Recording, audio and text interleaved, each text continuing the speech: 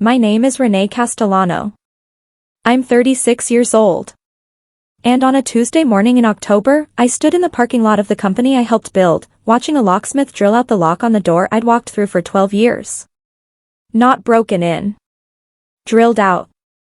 My badge said access denied at 6:47 a.m. and by 9 o'clock there was a man in a green van making sure it stayed that way. 12 years of quarterly closes, payroll runs, vendor negotiations, 12 years of being the one who stayed until the lights in the warehouse went dark, and I was standing on the sidewalk in my work clothes like a stranger asking for directions. What I didn't know yet, standing there with my coffee going cold in my hand, was that my father had already known this morning was coming. He'd known it for months. And he'd left something behind that none of them had thought to look for, something that was about to turn a very quiet embezzlement into a very public unraveling. Welcome to Hidden Chapters, where the quiet ones finally get their say. If you've ever done the work while somebody else took the title, stick around, because this one's for you. Drop a comment and tell me where you're watching from, and hit subscribe, because you're going to want to see how this ends. Let me take you back to where it started. 24 years ago, my mother died in March, and by September my father had married Diane. I was 12. I don't say that to make you feel sorry for me, I say it because it matters later, the timeline of it, how fast a house can refill with somebody else's family while yours is still unpacking the grief. Diane came with a son, Vincent, 2 years older than me, and from the very first Thanksgiving it was clear that my father had decided the way to survive his own loss was to build something new and call it whole. I don't think it was ever cruelty on his part. I think it was fear, dressed up as fairness. He gave Vincent my mother's old room to redecorate because, and this is a direct quote I've never forgotten, it's silly to keep a shrine. He gave me the guest room down the hall, and I learned to stop asking why. My father built Castellano Supply from a single delivery truck in 1979, auto parts, then industrial fasteners, then a warehouse in 3 counties. By the time I was 24, fresh out of my accounting program with my CPA license still smelling like new paper, I went to work for him. Not because Vincent didn't want a job there, Vincent bounced through 4 different jobs those years, sales, marketing, a brief and expensive stint trying to launch his own energy drink, but because I was the one who actually understood the business. I built the reporting system my father still used the week he had his stroke. I renegotiated our supplier contracts in 2019 and saved the company $140,000 a year. I was there at 5 in the morning during the supply chain crunch, on the phone with freight brokers in 3 time zones, while Vincent, who by then held the title of Vice President of Business Development, was posting from a golf course in Scottsdale. Here's the thing people don't understand from the outside. I didn't resent the work. I loved the work. My father used to walk the warehouse floor with me on Friday afternoons, pointing out which forklift needed servicing, telling me stories about the early years, about the winter he slept in the truck because the heater in the office broke and he couldn't afford to fix both. Those Fridays were mine. Diane didn't come to the warehouse. Vincent didn't come to the warehouse. It was just me and my dad and 40 years of sawdust and diesel, and for a long time that felt like enough, like maybe I didn't need the title, because I had the thing underneath the title. Then, 3 years ago, my father had his first stroke. It was mild, as strokes go, his left hand shook for a few weeks, his speech slowed down, but the doctors called it a good outcome. He came back to the office part-time. And that's when I first noticed Diane starting to sit in on meetings she'd never attended before. Small things. She'd ask to see the financials Sunday nights, just to understand things better, for when your father needs to rest. I didn't fight it. He was her husband. It seemed reasonable. That was my first mistake, and I want to say that clearly, because I've replayed it more times than I can count. I saw the door open a crack and I told myself it was concern. The second stroke came 11 months ago, and it was not mild. My father spent 6 weeks in a rehabilitation facility relearning how to hold a fork, and in that 6 weeks, while I was running the company alone, payroll, vendors, 3 warehouse fires that weren't literal fires but felt like them, Diane had my father sign a durable power of attorney. She brought it to the rehab facility on a day I wasn't there, a Tuesday, because Tuesdays were the day I drove to Ohio for our biggest supplier meeting. I know it was a Tuesday because I checked the calendar for a year afterward, obsessively, the way you press a bruise to make sure it still hurts. I didn't object to the power of attorney itself.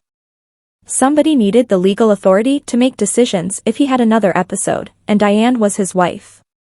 What I objected to, when I finally read the fine print 8 months later, was the scope of it. It wasn't limited to medical decisions. It gave her authority over all business and financial matters, unrestricted, effective immediately, no requirement that a doctor certify incapacity first. My father, 3 days out of a stroke that had briefly taken his ability to say his own address, had signed away the entire architecture of the company his father never lived to see, to a woman who had never once asked to see a balance sheet before that year. I found out about the scope by accident, going through paperwork for a bank refinancing. And I did something I'm not proud of and also don't regret. I called our family attorney, a man named Walter Sung who had drafted my father's original will back in 1995, and I asked him, off the record, what a power of attorney like that could actually do. He told me, very gently, the way you tell someone bad news about a biopsy.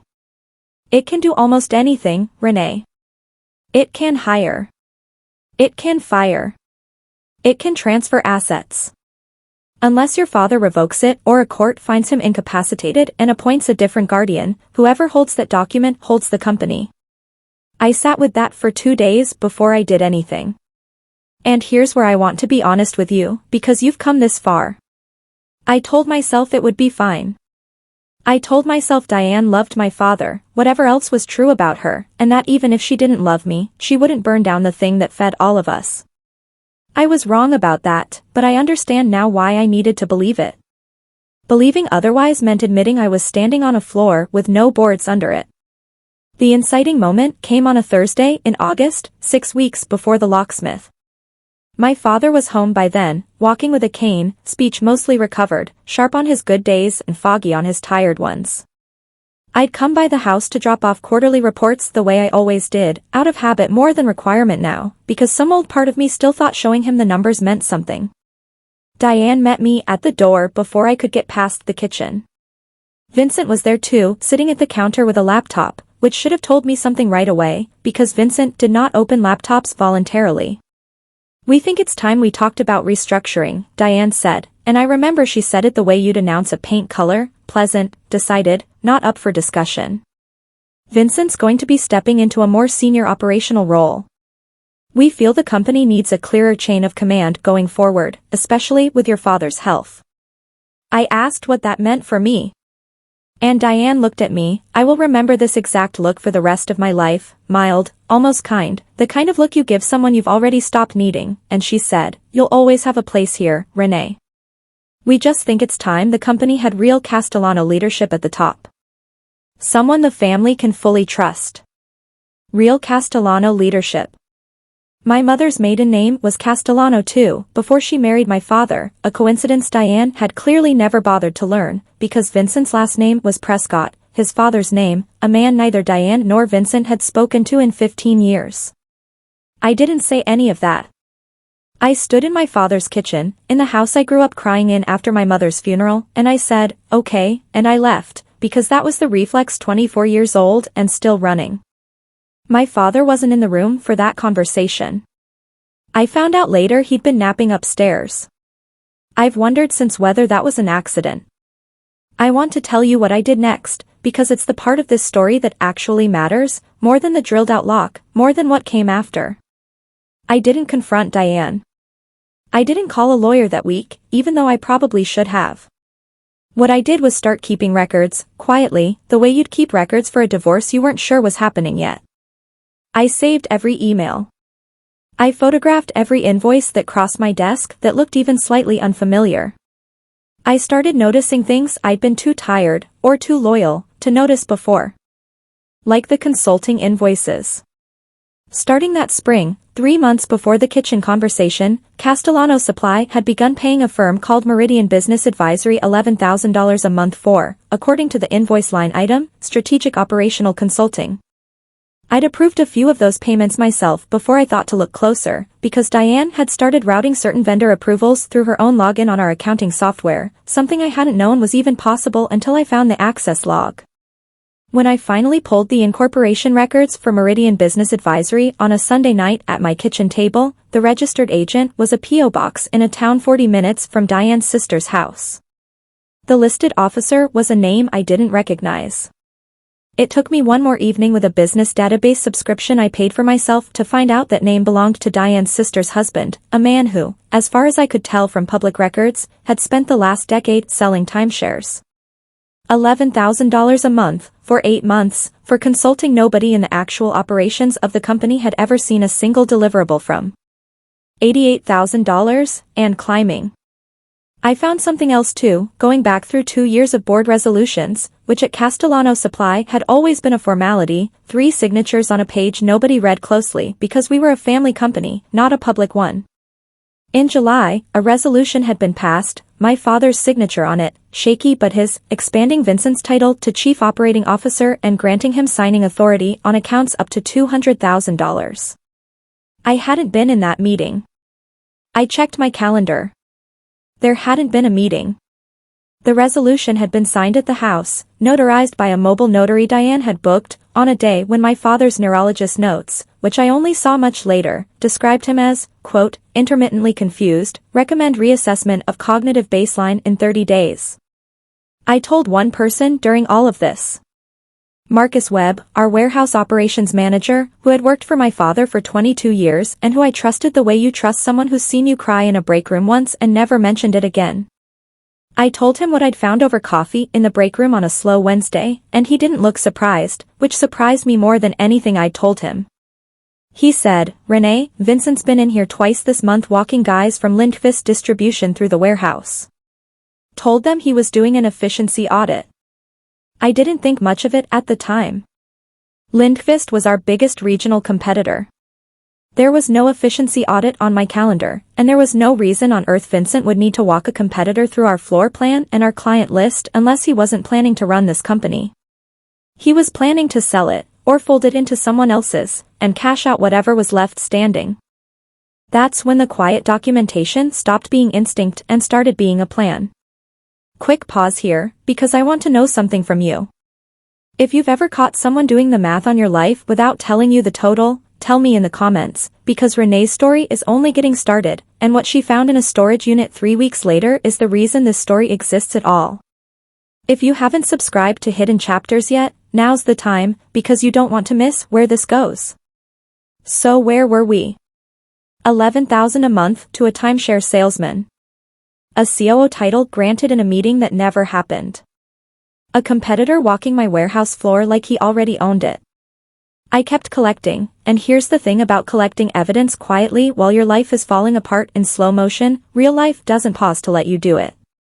My father had a good stretch that September, sharper than he'd been in months, and on one of our Friday walks through the warehouse, the first one in weeks, he stopped by the loading dock and looked at me for a long moment and said, "You still keep the good books, Renee Bear.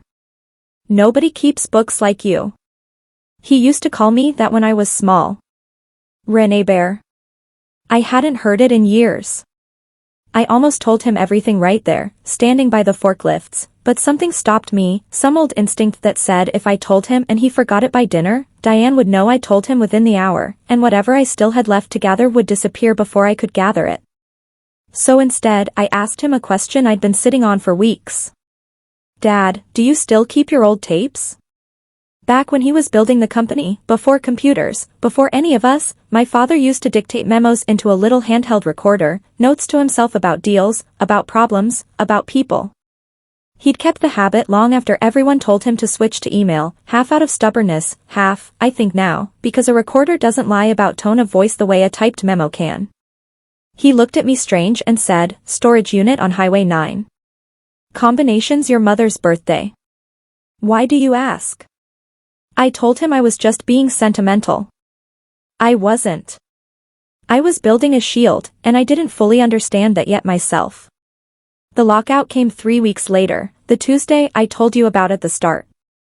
Diane and Vincent had apparently decided, once they had that COO resolution and the accumulated pattern of payments to Meridian looking normalized on the books, that my continued presence was a liability rather than an asset, especially since I'd started asking pointed questions in an ownership meeting about the Meridian contract 2 weeks earlier, questions Diane answered by saying, "You don't need to worry about vendor relationships above your pay grade, Renee," which was a strange thing to say to the person who had built the entire vendor relationship system. 2 business days later, my badge stopped working, my email was locked, and an HR letter, HR, at a 140-person company where I had personally hired the HR director, informed me my position had been eliminated as part of a leadership restructuring, effective immediately, with 2 weeks of severance calculated at my base salary, ignoring the profit-sharing structure I'd been under for a decade. I stood in that parking lot and I did not cry, which surprised me. I called Walter Sung instead, and I drove straight to the storage unit on Highway 9. It had been years since I'd been inside it. Boxes of old catalogs, a filing cabinet with a drawer that stuck, and in the back corner, a metal lockbox I didn't remember, newer than everything around it, with a padlock and, taped to the top in my father's shaking but unmistakable handwriting, a note, for Renee. Only Renee. The combination was my mother's birthday, the same one he'd given me for the unit itself, and inside were 4 things. A stack of handheld cassette tapes, 20 some of them, dated across the last 2 years, labeled in his own hand. A manila folder of financial documents he'd apparently been quietly requesting copies of from our bank directly, a right any account holder has, power of attorney or not, as long as they're requesting their own records. A sealed letter with my name on it. And underneath all of it, an older document, our original 1995 shareholder agreement, the one Walter Sung had drafted, which specified something none of us had thought about in 30 years because it had never once come up, that no resolution altering executive authority or ownership structure was valid without unanimous consent of all listed shareholders, and one of the 3 listed shareholders on that original document, alongside my father and, at the time, my late mother's estate, which had passed entirely to me at 18, was me. I want you to sit with that the way I had to sit with it in a storage unit with dust in my throat. I wasn't just an employee they'd fired. I owned 12% of Castellano Supply outright, inherited from my mother, on paper that had never been revoked, never been touched, sitting untouched in a filing cabinet because nobody, including me, had thought to look at a 30-year-old document in the middle of an emergency. The letter I read last. My father's handwriting had gotten worse since the second stroke, but I could still read every word. Renee Bear. If you're reading this, someone finally pushed you out, and I want you to know I saw it coming before you did, because I've had a lot of quiet nights to think since this stroke, more than I'd like. I know about the consulting payments. I started asking my own questions after that July meeting I don't fully remember signing anything at. I called the bank myself in September and asked for my own statements, which apparently surprised the poor teller, since your stepmother had told them I preferred not to be bothered with details anymore. I am not confused about this company. I am confused about a lot of things some days, and I know it, and I'm scared of it, but I am not confused about who built the reporting systems, who saved this company $140,000 in one negotiation, who was in that warehouse at 5 in the morning during the crunch while Vincent posted pictures of a golf course. I let fear make me generous with people who hadn't earned it, and careful with the one person who had. That's on me, not you. The tapes are everything I dictated the last 2 years, including 2 calls with Diane I recorded without telling her, which I know isn't something I'm proud of, but a man starts to protect himself when he doesn't trust his own memory anymore. Use whatever's in this box. Don't you dare feel guilty about using it. I love you. I'm sorry it took a hospital bed and a storage unit to say it plainly. Dad. I sat in that storage unit for a long time before I called Walter Sung back. Here's what the tapes actually had on them, because I know you're wondering. Dictated notes about the Meridian invoices, my father questioning them out loud to himself in June, saying he didn't remember approving $11,000 a month for anything. A recorded phone call from August, Diane's voice clear as day, telling him the July board meeting had gone smoothly and he shouldn't worry about the details, when there had been no meeting. And one tape, dated 3 days after the COO resolution was signed, of my father talking to himself, confused and afraid, saying he didn't remember signing papers with the notary lady, he remembered a woman coming to the house but he thought she was there about the will. Walter Sung listened to that last tape twice in his office with his eyes closed. That's not just messy, Renee, he said. If that resolution was signed while he lacked capacity to understand what he was signing, and Diane knew it, that's not a family dispute anymore. That's elder financial exploitation, and it's a felony in this state. I want to be honest about what happened over the next 6 weeks, because it wasn't clean or fast. Walter filed on my behalf as a 12% shareholder to demand an emergency accounting and to challenge the validity of the COO resolution, citing the unanimous consent clause nobody had remembered existed.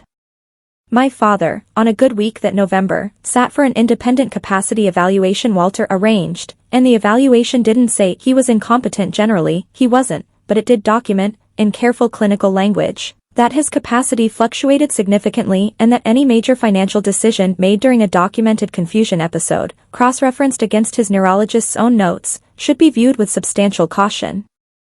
That report, paired with the tape, paired with the bank statements my father had pulled himself, paired with the incorporation records tracing Meridian Business Advisory back to Diane's brother-in-law, was enough for a judge to grant a temporary injunction freezing the COO resolution and appointing a court monitor over company financials while the matter proceeded. Diane's lawyer tried to argue the tapes were inadmissible, recorded without full two-party consent disclosure. Our state, it turned out, only required one party's consent, and my father was one party. Her lawyer stopped raising that argument fairly quickly after that. The mid-fight escalation came the way it usually does, sideways. 2 weeks after the injunction, I got a call from Marcus Webb at 7 in the morning, his voice tight in a way I'd never heard from him in 11 years. Vincent had come to the warehouse the night before with 2 men from Lindqvist Distribution and a folder of what looked like an asset purchase framework, walking the floor after hours, using a set of keys he technically still had until the injunction formally revoked his authority the following Monday. Marcus had let it happen because he didn't know yet it wasn't allowed, and then called me the second he suspected something was wrong. That reconnaissance, once we had it documented with badge logs, a security camera timestamp, an email trail on Vincent's company account that the court monitor now had full access to, confirmed what Marcus had told me weeks earlier over break room coffee. Vincent hadn't been building a company. He'd been packaging one to sell out from under a man who couldn't fully track what was happening to it, with his mother's help, using a shell consulting firm to bleed cash out the side door while the front door negotiation went on in secret. If you're still with me, stick around, because the confrontation is coming, and I promise you, it did not happen the way any of them expected it to. And if this story is landing for you, this is exactly the kind of thing Hidden Chapters exists for, so go ahead and subscribe now before you forget, because you're going to want to hear how Renee actually said it to their faces. The final meeting happened in December, not in a courtroom yet, but in a conference room at Walter Sung's office, because the judge had ordered a settlement conference before setting a full hearing date. My father came, walking slower than he had in the fall, but present, alert, dressed in the blue suit he used to wear to bank meetings. Diane sat beside her own lawyer. Vincent sat beside her, arms crossed, jaw set the way it used to get when he lost at cards as a teenager and refused to admit the hand was over. I laid it out the way I would have laid out an audit finding for a client, because that's what I am, underneath everything else, a person who reads numbers and tells the truth about what they say. I didn't raise my voice. I want you to understand that, because it matters. I'd spent 24 years learning that calm got you further in that family than anger ever would, and for once, calm wasn't a cage, it was a weapon I finally knew how to hold. I laid out the Meridian payments, $88,000 and counting, next to the incorporation documents showing Diane's brother-in-law as the sole officer. I laid out the COO resolution next to the neurologist's notes and the capacity evaluation and the tape of my father, 3 days after signing it, not remembering he'd signed anything except what he thought was a will. I laid out the badge logs from the night Vincent walked 2 men from our biggest competitor through our warehouse with a purchase framework in his hand, 4 days before a court injunction he already knew was coming. Vincent broke first, the way people who've never actually done the work always seem to. You don't get it, he said, leaning forward. You think this company runs on your spreadsheets. It runs on relationships, on vision, and none of you ever gave me a real shot at proving that, not once, not since I was 14 years old walking into a house where the only kid who mattered was the one who could do algebra. I let that sit for a second, because some of it, I think, was even true. Then I said the only thing I'd actually planned to say going into that room. I'm not the one who decided you didn't matter, Vincent. But you decided the way to prove you did was to sell what our father built to the people trying to put him out of business, and dress it up as vision. That's not a shot you didn't get. That's a shot you took and missed, on purpose, with somebody else's money. Diane tried once more, reaching for the tone she'd used on me my whole life, gentle, final, a closed door dressed up as kindness. Renee, this doesn't have to get ugly. We're still a family. I looked at her for a long moment before I answered, because I wanted to be sure I meant it and wasn't just performing it. We stopped being a family the day you told me real Castellano leadership needed to be at the top, in my mother's maiden name, in my father's company, while I was standing in his kitchen. I'm not here to burn this down out of spite, Diane. I'm here because I own 12% of what you tried to give away without asking me, and because my father deserves better than being managed instead of loved. That's the whole case. It was always the whole case. My father didn't say much that day. But when the meeting ended, he reached over and put his hand on mine, the way he used to on our Friday walks, and he said one sentence to the room before Walter helped him up. She always kept the good books. I should have listened to that a long time before this.